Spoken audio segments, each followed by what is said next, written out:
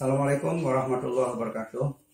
Anak-anakku sekalian, khusus untuk kelas 8 SMP Negeri 2 Bajuin, pada pembelajaran yang telah lalu, yaitu bab 1 tentang pola bilangan, itu sudah dijelaskan oleh Ibu Nana.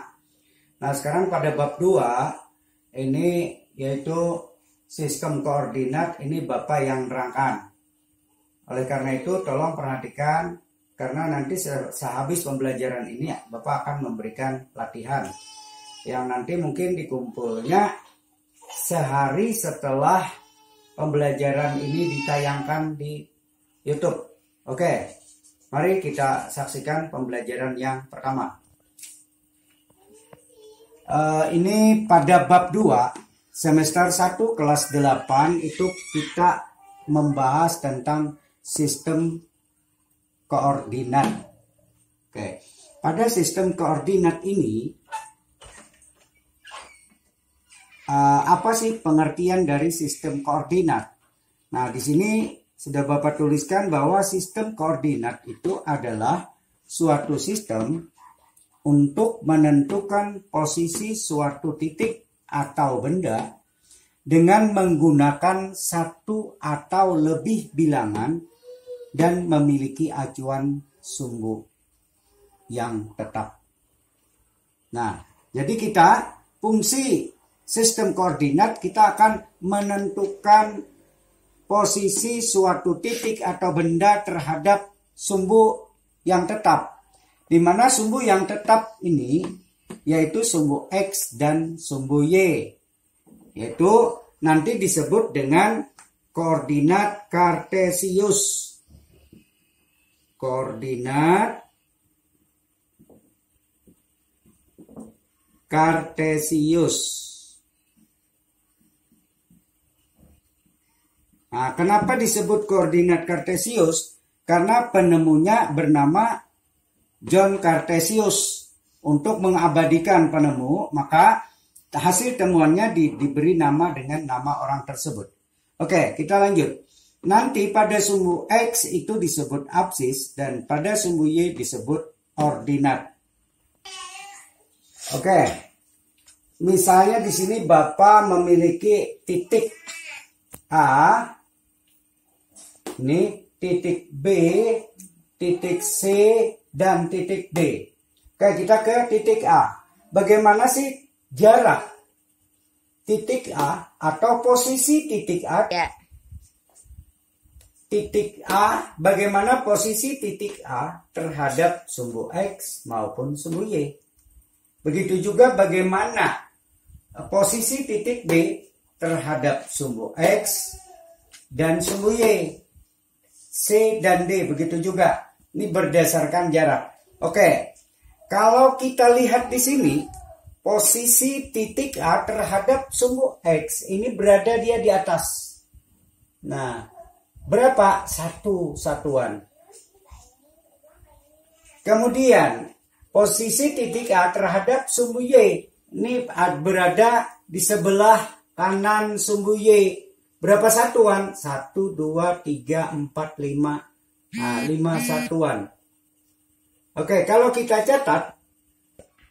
Oke, tadi sudah kita lihat pada bidang kartesius, yaitu di papan berpetak tadi, bahwa posisi titik A ini berada di satu satuan di atas sumbu X dan 5 satuan di kanan sumbu Y.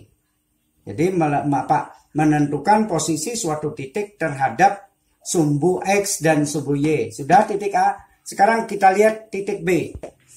Oke, sekarang posisi titik B bagaimana terhadap sumbu X maupun sumbu Y. Kita lihat titik B ini berada di atas sumbu Y, sumbu X.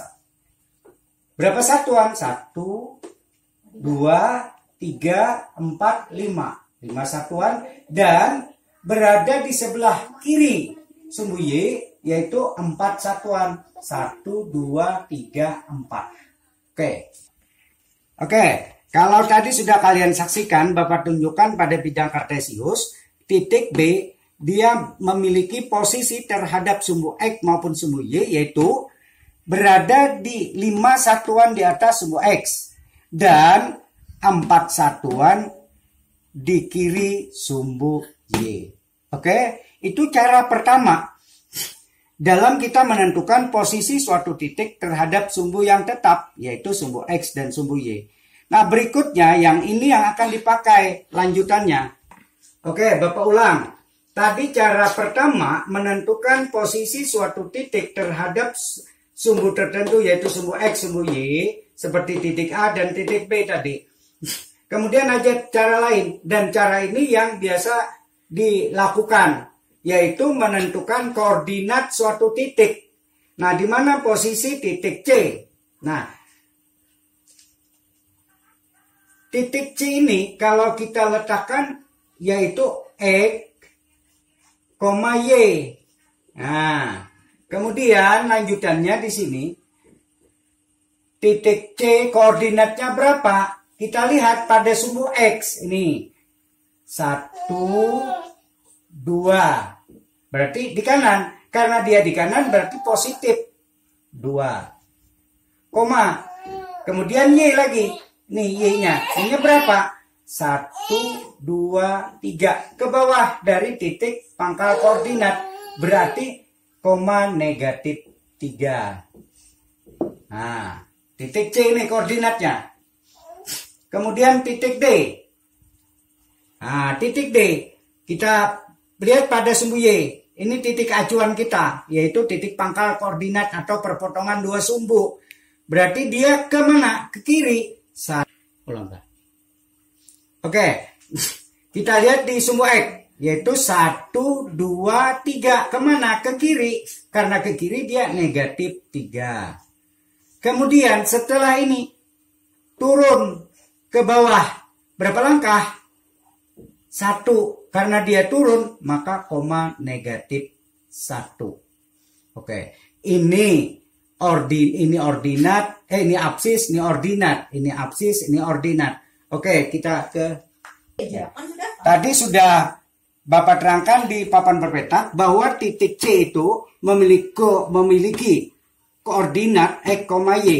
Di mana titik C tadi, dia pada sumbu X itu di sebelah kanan titik pangkal 2 satuan. Maka positif 2 tadi. Kemudian titik C juga berada kalau pada sumbu Y-nya yaitu di bawah 3 satuan. Maka ditulis negatif 3. Jadi ini absisnya. Yang pertama X ini absis seperti yang terangkan di awal. Sedangkan koordinat Y-nya disebut ordinat. Maka di sini absisnya 2. Ordinatnya min 3. Nah, kemudian titik D. Titik D tadi berada pada sumbu X itu di sebelah kiri titik pangkal. Bukan kiri sumbu Y lah. Kiri titik pangkal. Yaitu 3 satuan. Maka negatif 3. Kemudian berada di bawah titik pangkal koordinat. Yaitu perpotongan dua sumbu tadi. 1 satuan. Maka min 1. Jadi absisnya min 3, ordinatnya positif 1. Ya oke. Bapak ulang. Absisnya min 3, ordinatnya negatif 1. Oke, tadi kita sudah 2 cara dalam menentukan posisi titik terhadap sumbu X dan sumbu Y. Nah, ada lagi cara lain yaitu dengan kuadran. Nah, ini kalau kita tulis, yang ini di sebelah atas kanan, ini kuadran 1. Nah, ini kuadran 1. Kuadran.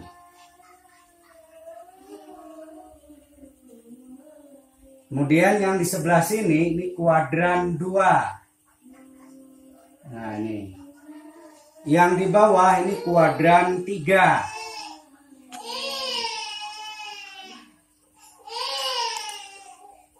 Yang di sini ini kuadran 4. Nah, ini. Apa fungsi kuadran dalam bidang kartesius? Nanti kalian akan belajar di SMA. Untuk yang di SMP ini hanya kita mengetahui daerah kuadran pertama di mana, kuadran kedua di mana, kuadran ketiga di mana, dan kuadran keempat di mana. Nah, pada kuadran pertama ini ada titik A dan titik E. Nah, ini dia berada di kuadran pertama. Sedangkan pada kuadran kedua, ini titik B dan titik G. Sedangkan pada kuadran ketiga adalah titik D dan titik H. Sedangkan pada kuadran keempat, ini titik C dan titik F.